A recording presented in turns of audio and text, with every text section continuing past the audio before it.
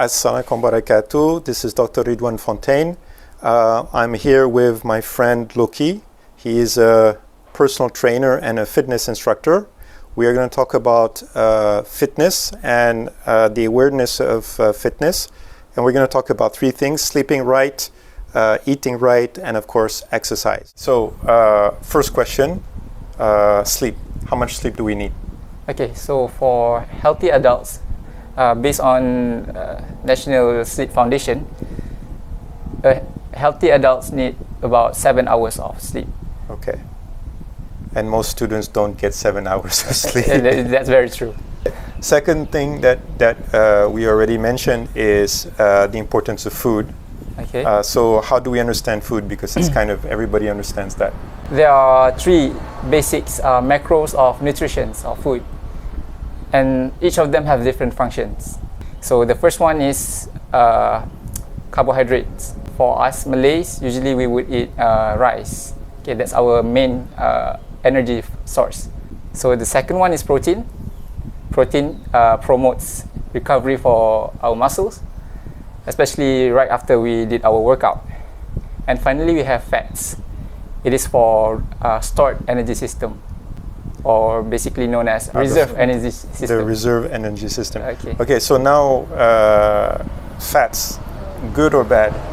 There are two categories of fats, good fats and bad fats, but both fats need to be taken in a considerate amount.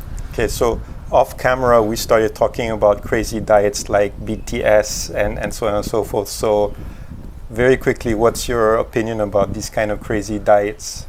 I mean, by logic, we can think that that is an absurd idea. It's an extreme diet, which none of us should practice those. Okay. So basically, dieting is not about starving yourself, but dieting is about having a balanced diet mixed with exercise in order to burn off whatever extra fat you want. Yeah, very true. Okay, good. Okay, so exercise. Okay, so in terms of exercise, so we have aerobic, or also known as cardio. Okay. And we have another one is strength training. Okay. So the difference between them is cardio is for your stamina. Okay, so also known as endurance. Okay, so it's for longevity. So another one is strength training. It is related to your capability of lifting weights. So here I think we've talked about this a little bit, but obviously we want to make it easy for everybody to understand. There's a perception that fitness is about sweating a lot. So if like you go running for 30 minutes and you sweat a lot, it's like, oh, I must be very, very fit. I mean, as a personal trainer, what would you say to that? Different people would have different sweat receptors. Okay. For example, as for me, I would easily sweat if I only go walking up on the stairs. Some for others, it would be very, very difficult for them to sweat, even in the hot environment. Okay. So it doesn't necessarily mean if you sweat a lot, you would burn your fat or your calories a lot. So I guess that where we're coming to in this video is this idea that a lot of people don't fully understand the role of strength training, and a lot of what we're going to talk about is why is strength training important for fitness, and then how do you actually do strength training? Basically, strength training, or also known as endurance training, it is much related to heavy loads or some loads. So there are many forms of strength training or endurance training. It can be either body weights, without using additional weights, calisthenics, basically same as body weight, or in the gym, basically we use weights. It's called free weight. Or either plyometrics, isometrics, and so on. So there's actually a lot of different types of strength training. You were talking earlier about functional training. What is functional training? So functional training, it is very much related to the functions of our body that we, or movement that we use in our daily lives. So for example, squatting down and getting back up, or maybe just holding a load and try to put it above our head. Okay. So just to clarify something, because maybe this is something that we take for granted, but some people may not know. Actually, how do you build a muscle? Muscles are built when there is stress applied. Okay. And then the mind or the neural system, the brain, Okay. would say, oh, we needed more strength. Right. So then it would demand the body to grow. So when you work out a lot, you're basically destroying your muscles. Yeah, And then when you're resting, your muscle is growing back. true. So if you work out a lot and you don't rest, tak jadi. Yeah, but true. It Very doesn't true. work. Okay. So we were talking about like there's positive reasons why you want to develop strength, and I think for a lot of young people it's about kind of they want to get a certain body shape which they like, and then there's other reasons more towards like you want to prevent chronic diseases. When you get older, you lose muscle mass, so you don't want to become so weak that you cannot do things like walk around and so on and so forth.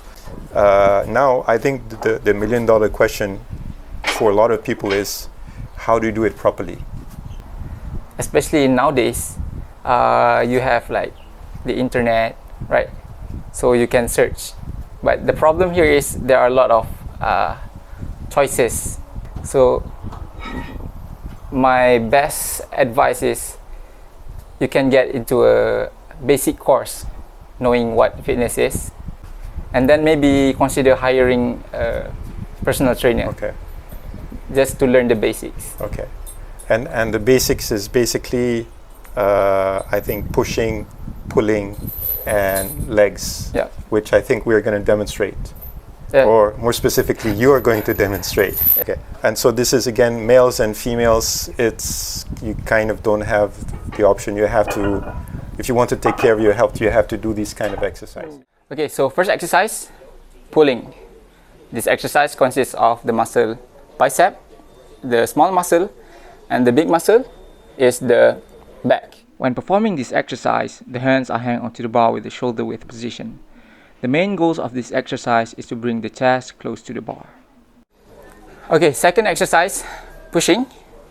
The major muscle is chest, and the small muscle is the triceps. Keep the body straight while the hands are placed on the ground in the shoulder width position. Lower the chest to the ground and push it back up as the chest almost hit the ground. Here's an easier variation. Instead, tuck the leg backwards and rest the lap on the ground. So for the last exercise, it is for our lower body, which consists of the hamstring and the quads. The quads is the front muscle, and the hamstring is the back muscle of the legs.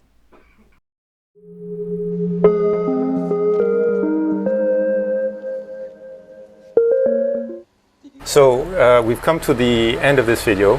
Now, you said something before which I think is very important. The practical thing to do is to hire a personal trainer so that you learn how to do this properly. So what's the cost involved? There are many rates for hiring a personal trainer. Okay, so most of them starting with as low as 50 ringgit a week. I mean, if you can find a cheaper one, they usually would make the class in a group training. Okay. Okay, so group training usually costs less than a personal training. Okay. And then how many sessions to kind of develop basic competence? Okay, usually there are 3 sessions in a week. So 3 times by 4, which is a month. The total cost would be 1,200. Okay. So 3 times by 4 is like 12 sessions a month. So it sounds expensive, but actually if this is a skill which benefits you for the rest of your life, it's actually quite reasonable. Yeah. Okay, so I think, do we want to talk about myths that commonly people have about training and fitness? Yeah, I mean, I would like to state some of them. Okay. I bet some of you heard that if you eat past 12, it will turn into fat. Okay, so that one is quite frequent that we hear. There's no such thing as fat development if you eat something before or after. Okay, there's no such time. So in the end of the day, what you eat throughout the day or night, the calories will be used for the next day. Okay. Okay. Macam tu je, as simple as So, that. so the other thing that I think you were mentioning is the idea of if you drink cold water or isodew. Okay. So what's that all about? Okay, so back in, I was training with other athletes. So we started like, we ended our training session.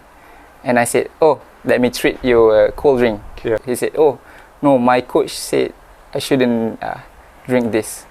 I mean, even for some coach, they believe that drinking cold water can reduce your stamina and everything. But the truth is, drinking cold water does not freeze your fat or make you weaker in any way. But instead, drinking cold water, it promotes higher metabolism.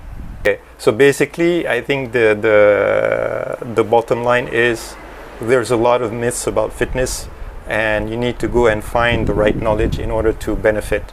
But one of the things that I want to emphasize, especially for IUM students, is, as far as I'm concerned, this is part of tawakkal, right?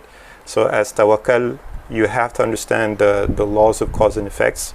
You have to make the proper effort. So if you know that you need to work out in order to have a healthy lifestyle, you cannot use the excuse, I don't have time, I'm lazy, or whatever. That's not a valid excuse, as far, I think, as if you think about it logically, it's not a valid excuse. So anyway, that's all for today. Thank you very much. Assalamualaikum warahmatullahi wabarakatuh.